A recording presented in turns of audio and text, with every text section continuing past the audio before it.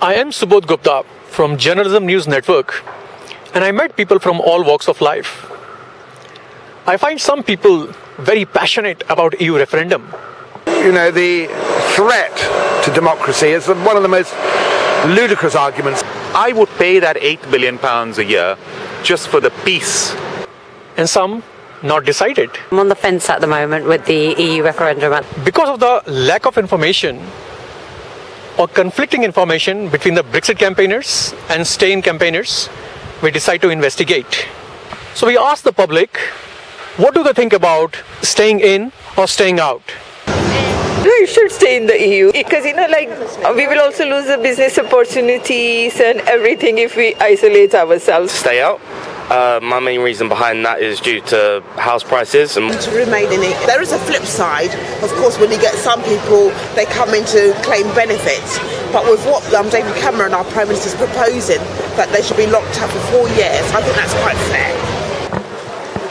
Well, I was going to vote in because of the environment, but thinking about it generally, I'm going to vote out because there's so many things that are not satisfactory. Where are the schools for the extra people? There's no schools now. Where are the houses? Where are the jobs? And that's about it. To remain in. People's been here for years, are hungry and they're on the street. They should be doing more for them than the ones that's coming in. Definitely out. I think totally stay in. In. We have to stay in Europe. I'll vote in. We need the EU. If I were allowed to vote, I would definitely stay in because to me it didn't matter whether I'm Belgian, Spanish, Polish or British. We were European. If that's about to change, I hope not. I'm 99% yes. There are some things I don't agree with about the European Union, but it's not to do with Britain, it's to do with how they treat the Mediterranean countries and how they don't help solve the youth unemployment in Spain and Italy and the trouble they've caused for Greece. I find very distressing. It's very interesting because my parents are definitely voting out of the EU, and I was going to kind of follow what they were going to do because I really respect their opinion, but I'm really surprised that's what they want to do. And there seems a lot of confusion. To understand more about EU referendum, we joined the discussion by Hindu community Vichaar Manthan. Eurosceptics have argued that the European Union suffers from a democratic deficit and with an unaccountable and not democratically elected members of the European Union. Some have argued that it has led to an unfair immigration system and that economically we pay out more than we receive as its member. Effectively, the argument being made for or against leaving the EU can be caricatured as ultimately political and economic. A far more meaningful perspective could be had if we would venture beyond the political and into the cultural civilization. Thank you very much. So I have an Indian heritage. My family went out in 1805 and stayed until 1946. I'll tell you one of my first experiences in a moment. I'm also Irish by blood. I've also belonged to the West Country. How come the little Belgian trades more with India than Britain does? Not because of the bureaucracy, it's because we're uncompetitive in this country. Being in the European Union means we have less self-government and less prosperity. There's a bigger world out there. China, India, Ethiopia, their economies may have grown astronomically, but in Europe the only statistics that have grown by that amount are those that measure debt and unemployment and youth unemployment. I'm campaigning and I'm going to vote for in.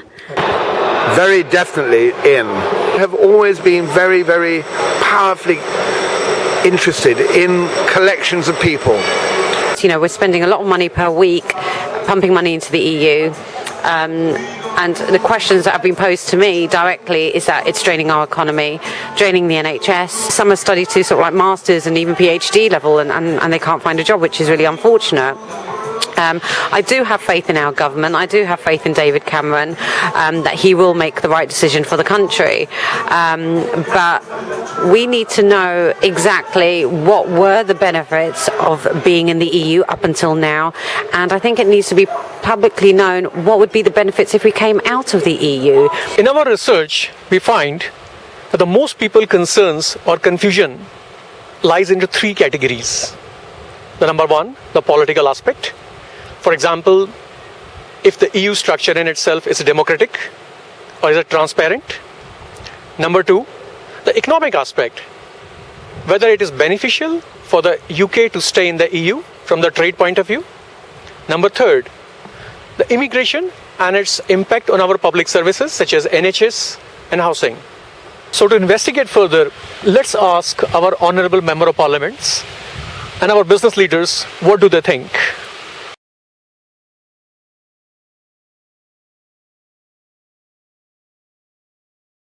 I'm openly skeptical about the European Union.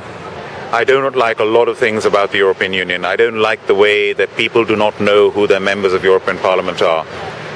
There's no accountability or no responsibility where the European Parliament moves for 1 week in a month to Strasbourg from Brussels. The whole Parliament moves. It is ridiculous. What a waste of time and money. Can you imagine if we here in Westminster had to move to Scotland every month for a week or to Ireland every month for a week? It would be ridiculous to do that. The fact that the euro is an absolute disaster. One size cannot fit all. Thank God we didn't join the euro. Britain has been isolated, that although it was in EU, but they kept their own currency, Right. the pound. Right. So that has also isolated them and protected them. Because because to have your own currency is a very big thing. Such dire warnings from a Prime Minister who just a few months ago was prepared to tell the British people that he would take the country out of the European Union if he didn't get a decent deal. Well, he didn't get a decent deal. He's changed his mind. He's now saying that if we don't if we don't stay in the EU, the country is going to suffer economically. These are the very same people, the Peter Mandelsons in my party, the Paddy Ashdowns, all of those people who said we needed to join the European single currency. Aren't we glad, as the United Kingdom, we didn't join the single European currency? They were wrong then and they're wrong now. Schengen, I used to think that Britain lost out on tourist and business visas by not being a member of Schengen. Now, because of the migration crisis and security reasons, we are fortunate not to be in Schengen. So whichever way you look at it, the European Union has a lot that is wrong with it. But in spite of all that, I still believe we should remain as part of the European Union.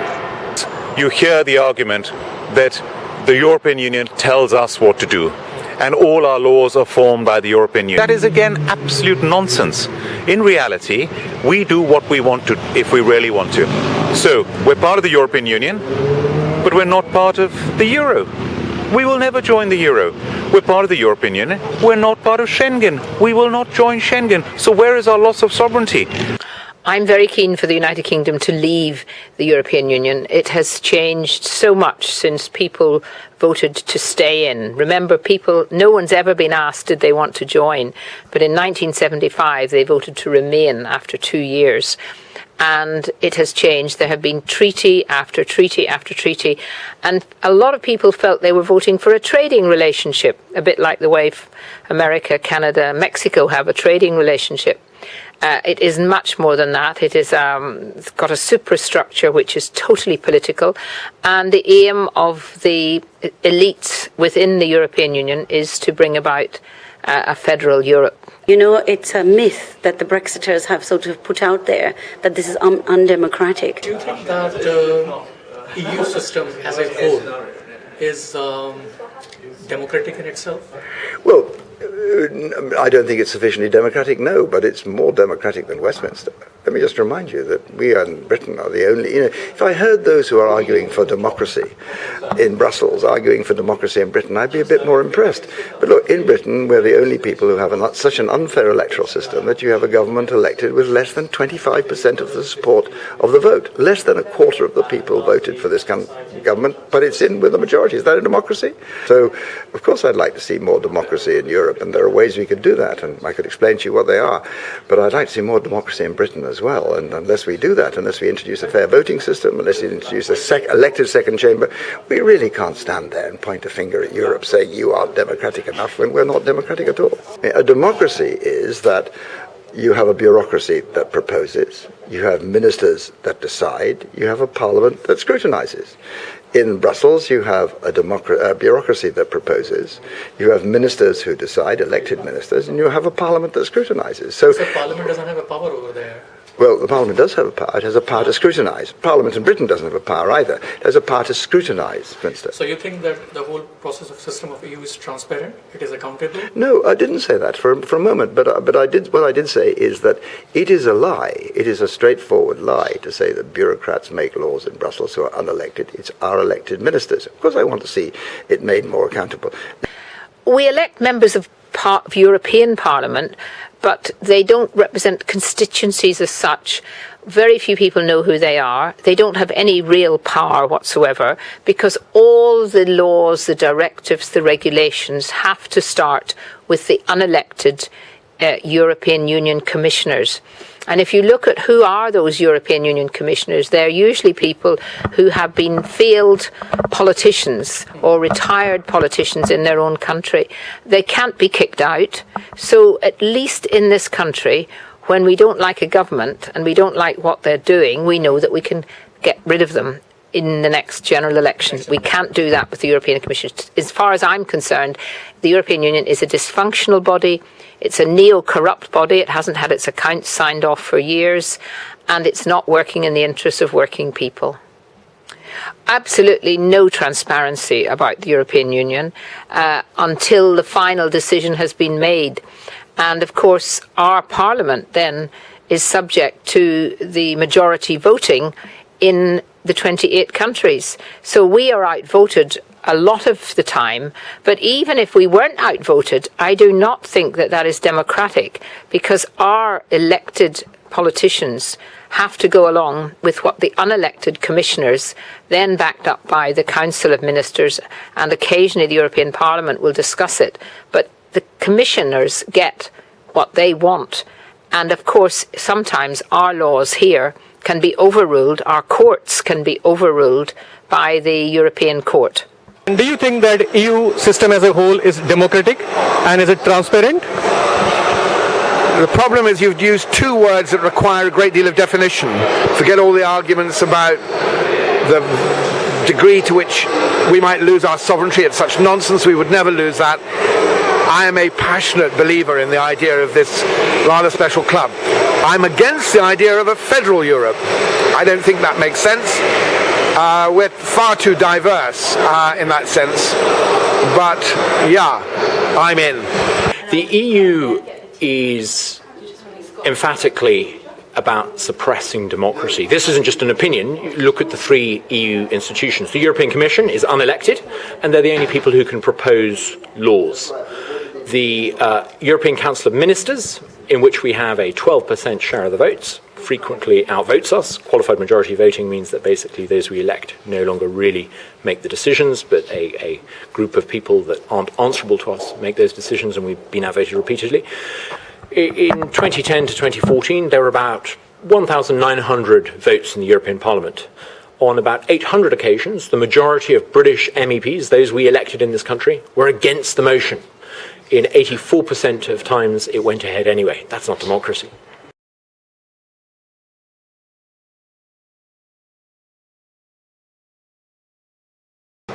EU costs us at least £350 million per week, which is enough to build a new NHS hospital every week. What are your comments on it? This figure of £350 million a week that we contribute to the European Union is such a misleading figure. The £350 million is a gross figure. We get money back from it. The net figure is £150 million a week. We actually contribute just over £8 billion a year to the European Union. That's the actual figure.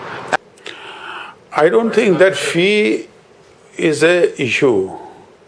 I think more is an issue that, you see, if you are remaining into EU, then if the EU's future is bleak, then why should you remain into EU? If EU's future is bright, you should definitely remain in EU. 44% of our exports, 55% of our imports are with the European Union. Now, even if that's declining, that's a huge figure. Forget all the arguments for a minute about money. Indian companies see Britain very much as a gateway to the rest of Europe. So we've very much come out in favour of remaining in the EU. If there's greater uncertainty caused around immigration issues after the vote, then that could negatively affect India-UK relations as well. Again, this hasn't been made very clear, how this would impact, a business owner or a sole trader. At the moment, we are all going with the flow with the regulations that have actually been put in place. But again, this needs to come to light. How will this impact entrepreneurs and business owners and sole traders if we were to come out of the EU?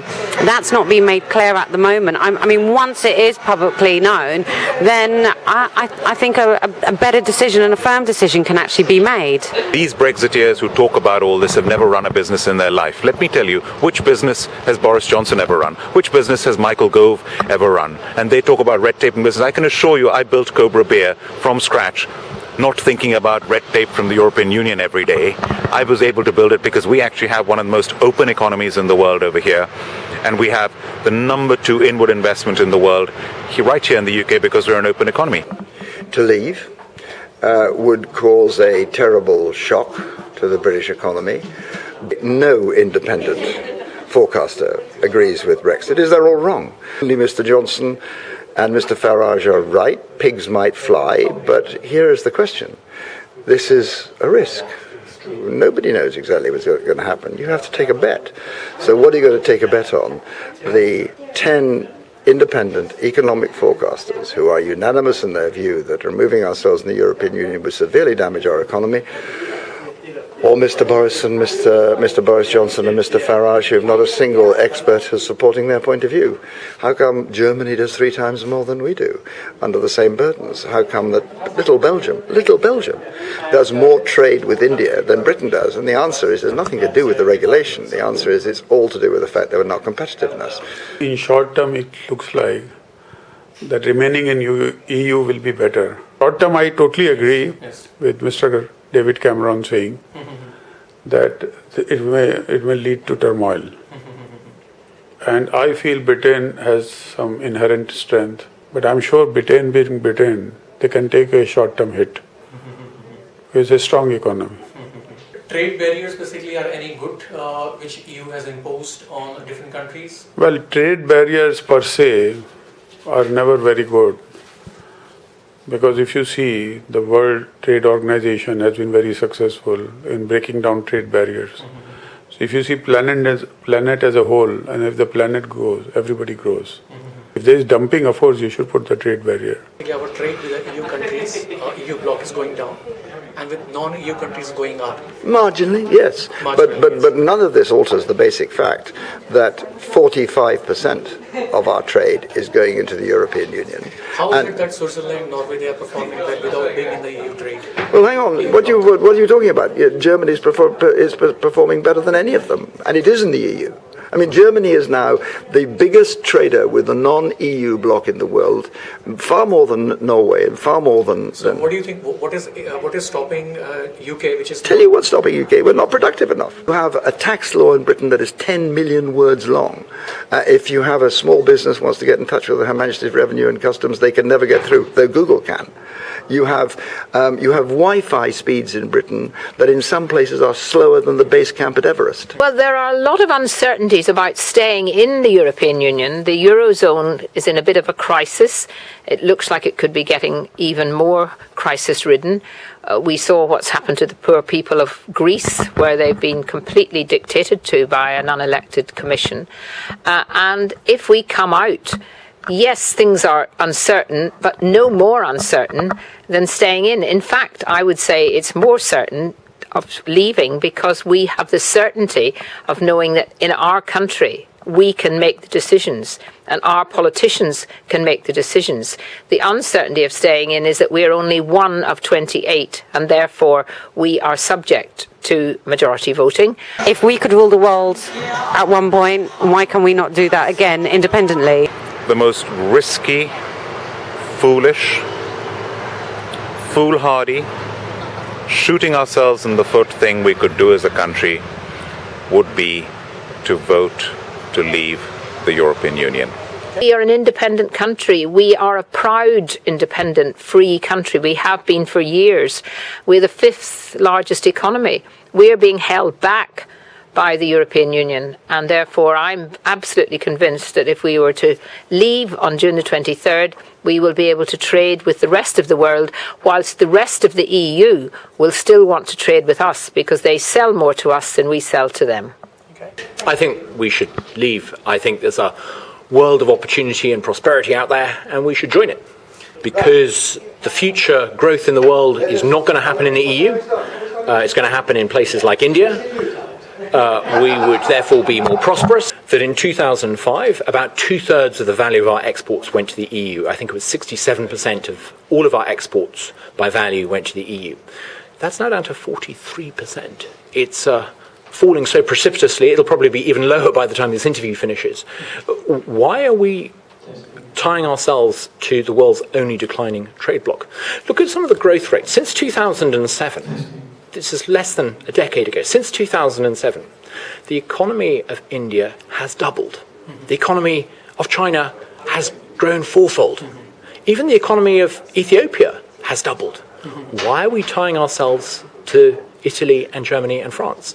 Their growth rates have been nothing compared to that. The future for our prosperity lies in being a global player. This country has been at its best when it has been in close contact with every continent and every corner of the earth. Why close ourselves off from that huge world of opportunity out there? Let's be part of it. We have to give out roughly £50 million a day, goes straight off to the European Union. If we get any back, it's only to spend on what the European Union commissioners have decided and not the British people. Germany and France sell more to us than we sell to them. Are they going to really try and put tariffs on us because we have left the European Union? Angela Merkel may want that, but I doubt if the German car manufacturers or the French winemakers want that to happen. So again, these are things that can be made to look very, very scary by the Remainers. But I would just say they should not worry, because we are the 5th largest economy. English is the language of trade across the world, and we will always do very, very well. We will just do better outside the European Union.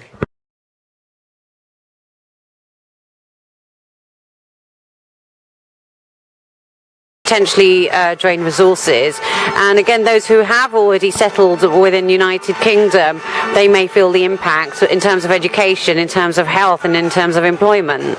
The less barriers there are for that, and the more those people can operate together, is an essential element of, in my opinion, humanity.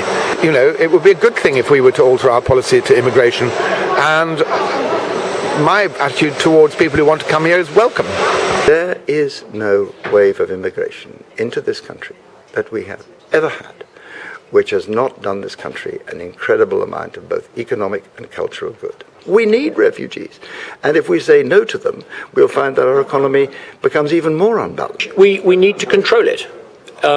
If you have higher levels of labour mobility in the future, all the more reason to be able to control it. If we use new technology and we use common sense, we can do so in a way that works. If we were like Australia, with a points-based migration system, we could have all the benefits of labour mobility, and we could do a little bit more to do something we've not quite got right, which is to focus on creating that sense of social cohesion. And Australia does it wonderfully, and they're brilliant at it, and we need to be even better. Do you think that if immigration increases in the UK, house prices are already going through the roof, there will be more pressure on our public housing and our NHS? Undoubtedly, migration has put pressure on public services and on housing. So why do we have a migration system that discriminates against non-Europeans? Why are we saying no to medical students from Madras or software engineers from Singapore? If we want to have a migration system that draws on the brightest and the best, let's get rid of that non-European discrimination. It doesn't make sense in this day and age. Yes, uncontrolled migration on the whole is a worry. But, this is the but, our net migration, they talk about migration in this country in gross figures. The net migration figure is just under 350,000 people into this country from all over the world. Half of that is European Union, half of that is from other parts of the world. Now, Michael Gove himself has said publicly, he agrees with the Conservative government policy of bringing net migration down to the tens of thousands. Now, how is he going to achieve that? Even if European Union immigration comes to a stop if we leave the European Union, and I don't think that will happen because we will need to have free movement of people for the free trade, you still have 175, 180,000 people from the rest of the world, so you're well over your tens of thousands anyway. Where migration is concerned, we need to get our own act together in this country. We need to control the illegal immigration. We need to institute exit checks at our borders. I've been saying this in Parliament, I've been saying this for so long. I want every passport in this country scanned when people come into the country, whether they're from the European Union or from anywhere in the world. And I want every passport in this country scanned when people leave this country, European Union or not. Then we have control over our borders from a security point of view.